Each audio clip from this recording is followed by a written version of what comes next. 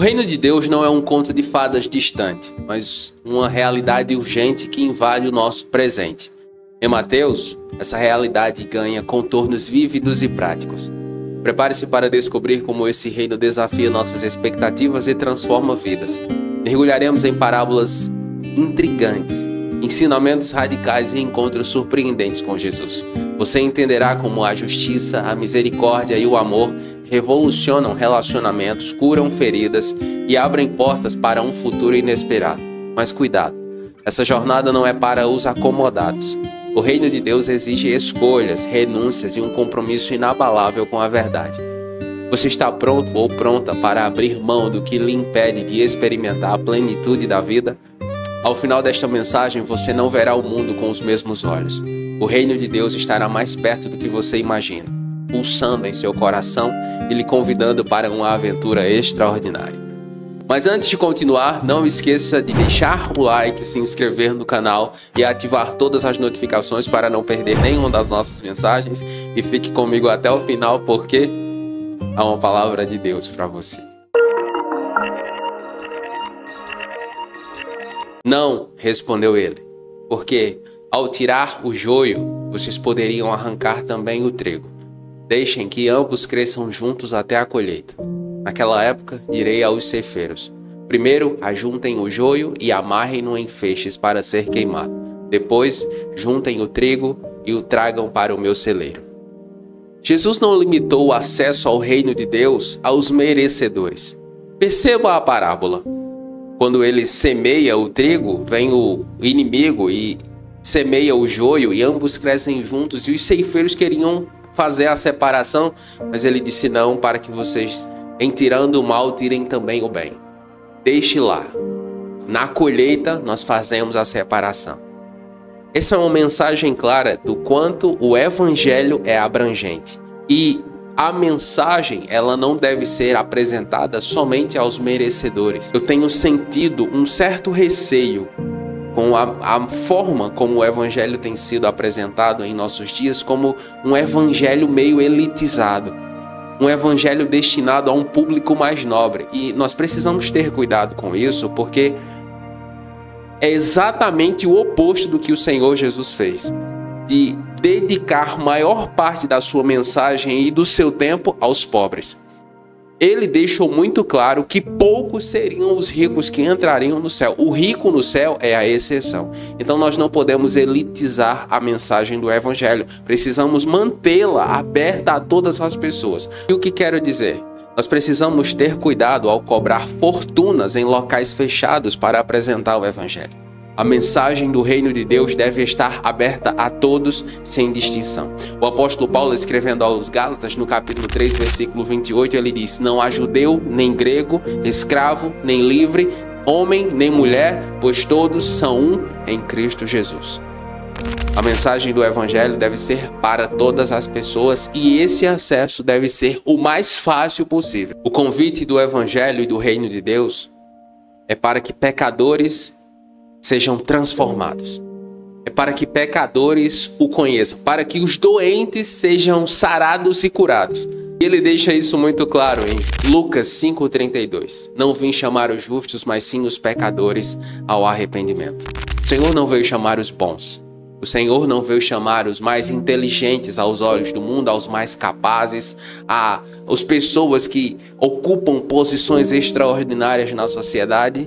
O Senhor veio chamar pecadores ao arrependimento, não importa em que lugar eles estejam. O acolhimento no reino de Deus é um ato de amor e misericórdia por parte de Deus. Nenhum de nós, em nenhum momento, vai merecer a entrada no reino. É ato da sua graça e do seu amor. E sobre isso, em Efésios capítulo 2, versículos 4 e 5, o apóstolo Paulo escreve: mas Deus, sendo rico em misericórdia, por causa do grande amor com que nos amou, mesmo estando nós mortos em transgressões, nos deu vida juntamente com Cristo. Pela graça, vocês são salvos. É a graça de Deus. E a graça de Deus transforma pobres e ricos, pequenos e grandes, pessoas com muita inteligência aos olhos humanos ou pessoas mais simples. De uma forma ou de outra, a graça de Deus em cada um de nós é poderosa para nos transformar. Mas isso, lembre, não é mérito nosso. Bem-aventurados os mansos, porque herdarão a terra. Os ensinamentos do Senhor Jesus, eles revolucionam a perspectiva moral da sociedade. Ela muda completamente a nossa noção de certo e errado. Por isso também o ensino de Jesus é revolucionário. Perceba no seu ensino no Sermão da Montanha, ele é contracultural. Jesus diz: se alguém lhe agredir do lado direito, ofereça-lhe também à esquerda. Se alguém lhe obrigar a caminhar 1 milha, caminhe com ele 2. O Senhor Jesus chama a mim e a você a um estilo de vida totalmente diferente. Eu tenho orado pelo discernimento da nossa geração. Dentre as coisas mais importantes que eu acho que a nossa geração precisa é crescer em discernimento. Porque nós temos muitas vozes. Nós temos muitas informações. A nossa geração recebe uma quantidade de informação muito grande. E isso em todos os aspectos. Por isso nós precisamos aprender ou saber distinguir a verdade do erro. Nesse sentido, o texto de Romanos 12:2 é muito importante. Não se amoldem ao padrão deste mundo, mas transformem-se pela renovação da sua mente, para que vocês sejam capazes de testar e aprovar a vontade de Deus, sua boa, agradável e perfeita vontade. Precisamos orar ao Senhor pedindo que Ele renove a nossa mentalidade, a nossa perspectiva, a maneira como nós enxergamos a vida. E por quê?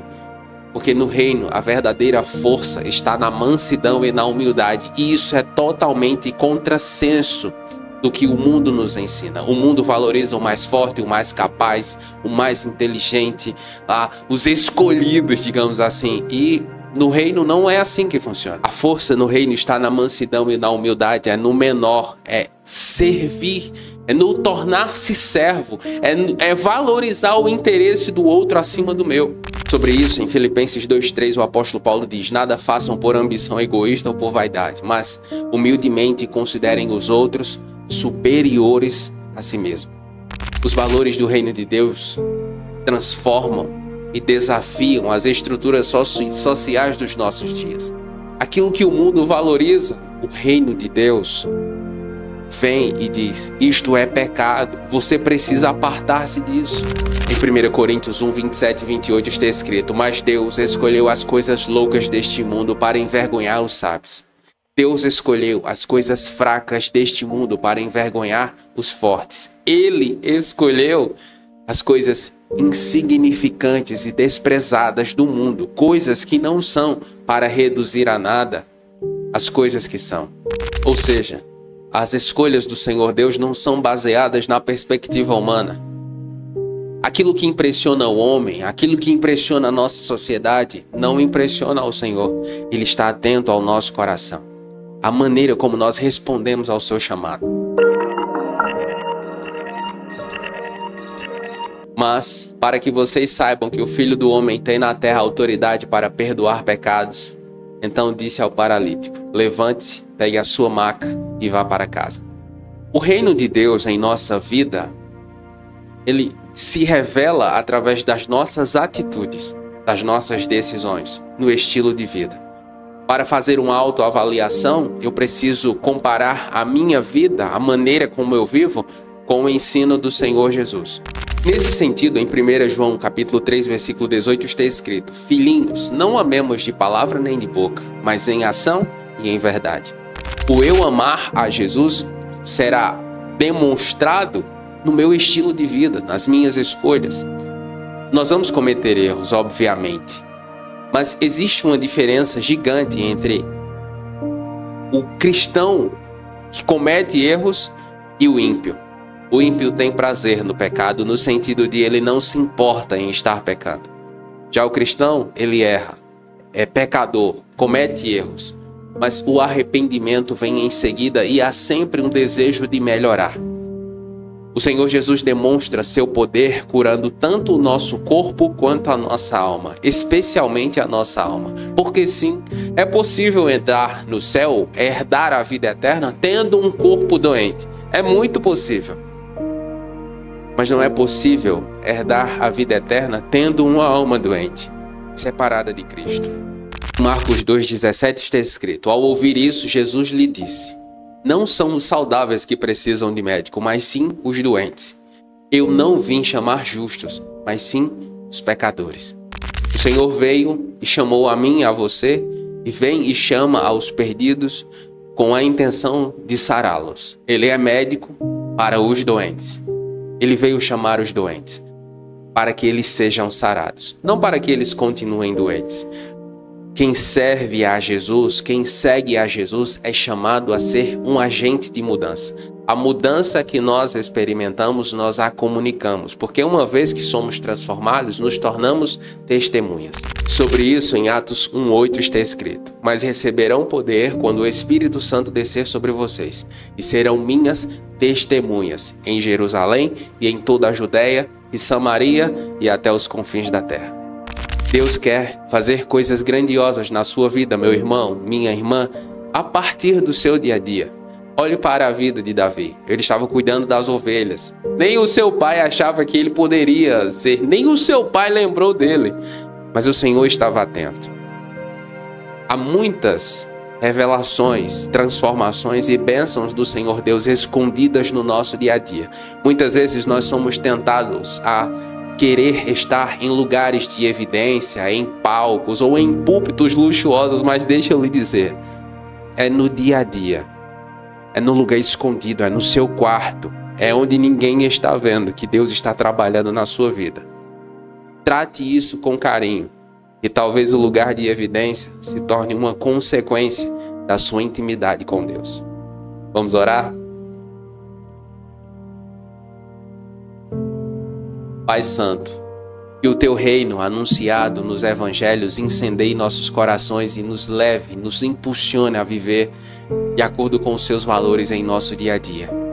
Que a justiça seja nosso escudo, a misericórdia nossa bússola e o amor nosso guia.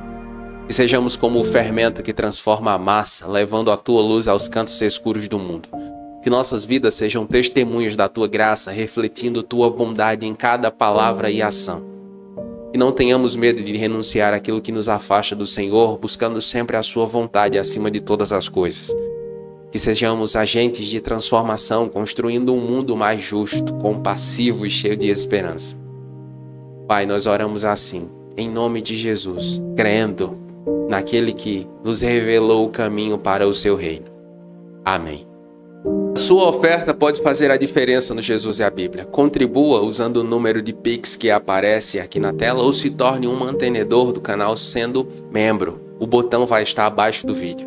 Parte das suas ofertas serão enviadas para a missão Portas Abertas, que apoia cristãos perseguidos ao redor do mundo, e também ao Instituto Águas Vivas, que faz um trabalho social e evangelístico muito relevante no sertão nordestino. Seu apoio, saiba, é fundamental para que eu e Carol continuemos a compartilhar a mensagem do Evangelho de Jesus. E eu oro para que a sua generosidade seja recompensada 100 vezes mais. E se você ficou comigo até aqui, escreva aí nos comentários: eis-me aqui, Jesus. E eu vou saber que você ficou comigo até o final. Eu oro para que Deus abençoe a sua vida e até a próxima.